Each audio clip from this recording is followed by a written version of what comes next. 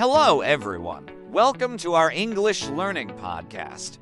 In this podcast, we practice simple English to help you speak better and feel more confident. Today, we will talk about how to improve your English every day. The first step is practice. Try to speak English every day, even if it is only for 5 minutes.